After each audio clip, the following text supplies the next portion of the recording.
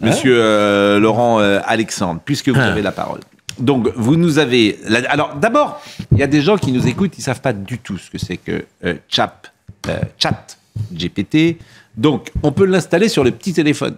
On peut s'inscrire et puis on peut upgrader. C'est la nouvelle version, c'est celle qui est beaucoup plus puissante. Est-ce que c'est payant ?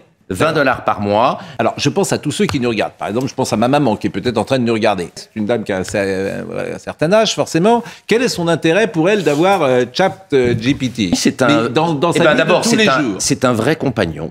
Il y a des gens qui passent beaucoup de temps avec ChatGPT. Qu'est-ce qu'elle va faire Un chatbot communique comme si c'était une personne. D'ailleurs, c'est tellement vrai que déçu par la conversation, un Belge s'est suicidé le mois dernier. Parce qu'il était triste de la discussion qu'il avait eue avec. Ma maman se suicide en prenant ça, c'est pas bien quand même. Non. Vous nous avez montré quelques petits exemples. Votre fille s'appelle Agathe. Donc, vous avez demandé à ChatGPT, fais un poème pour ma fille qui est étudiante en architecture à Londres et qui adore les Lego. Les Lego, les petits jeux de Lego. Les petits jeux de Lego.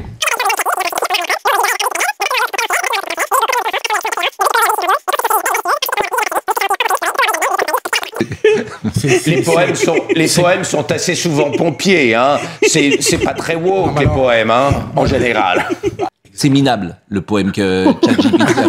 Pardonnez-moi. Quel provocateur. Il est minable, votre poème. Il est mécanique. Exactement. C'est le dictionnaire des rimes. Il n'y a rien, il n'y a pas de souffle. Mais bien sûr qu'il y a un souffle. Mais bien sûr que non. Mais il n'y a pas d'esprit littéraire du tout. C'est pour ça que c'est intéressant. Quand vous dites qu'il est plus intelligent que nous. Non. Et ce poème en est la preuve. Il est minable, votre poème. Il n'y a aucune créativité. Arrêtez de flatter les pulsions conservatrices de vos auditeurs. Je prends à témoin tout le monde. Il est mécanique. Oui. C'est-à-dire, un exercice de... Voilà, Eh bien, il n'y a pas de souffle littéraire. Que ce soit en 7 secondes. Victor Hugo, il peut mettre 6 mois, ça sera toujours meilleur. Quand vous lisez ça, vous dites c'est minable. Écoutez, je vais vous dire, hier j'ai ouvert les contemplations de Victor Hugo. J'ai lu deux ou trois pages. Oui. Évidemment, c'est pas tout à fait la même chose. Tes constructions s'érigent belles et majestueuses, architecte en herbe, visionnaire passionné, ton esprit s'aventure. Excuse-moi, si Victor Hugo fait ça, on lui renvoie son truc à la figure. Alors, pardonnez-moi. Il n'y a pas d'âme. Il n'y a pas d'âme. Il n'y a pas d'âme. Il n'y a pas d'âme. Pascal. Je suis déçu. Parce que pour le moment, c'est des trucs programmés. En 7 secondes, c'est pas mal. Et c'est pas du tout programmé. En 7 secondes, ça ne réfléchit pas, ça pense pas par soi-même votre truc. Vous l'avez programmé et ça répond par rapport à... Mais non, je ne l'ai pas programmé. Peut-être qu'il y aura des gens qui auront du talent et une âme et qui seront des machines, mais pour le moment, ça me convainc pas. Si j'étais un garçon, est-ce que j'aurais été dans le ventre de mon papa ? C'est ça ? Oui. Si j'étais un garçon, est-ce que j'aurais été dans le ventre de mon papa ? Drôle de question déjà. La tête de Pascal Pro quand il lit la question. Les gens qui nous écoutent, ils n'ont pas ChatGPT, mais croyez-moi, ils carburent. Hein.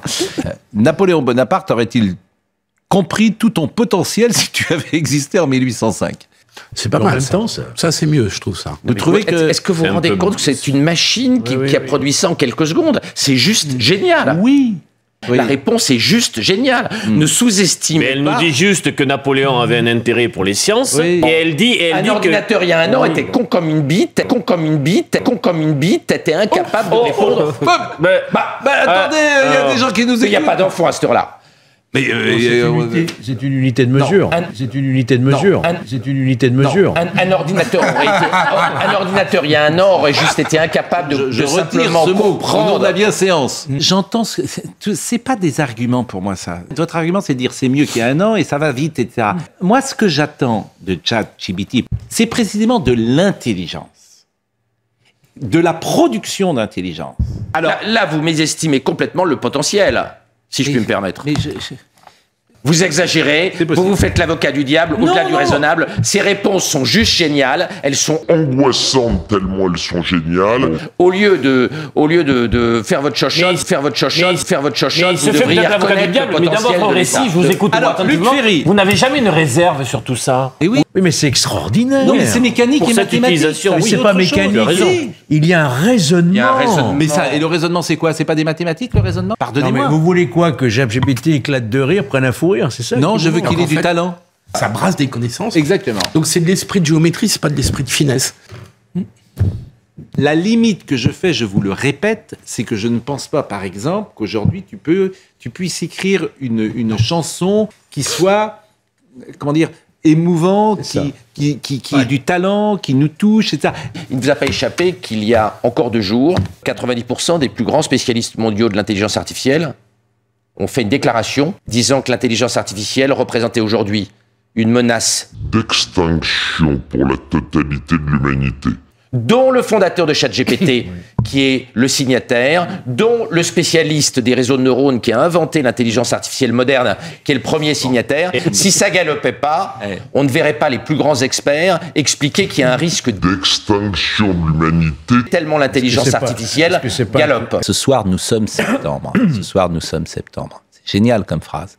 C'est sorti du cerveau de Jean-Loup Dabadi. C'est exceptionnel comme phrase.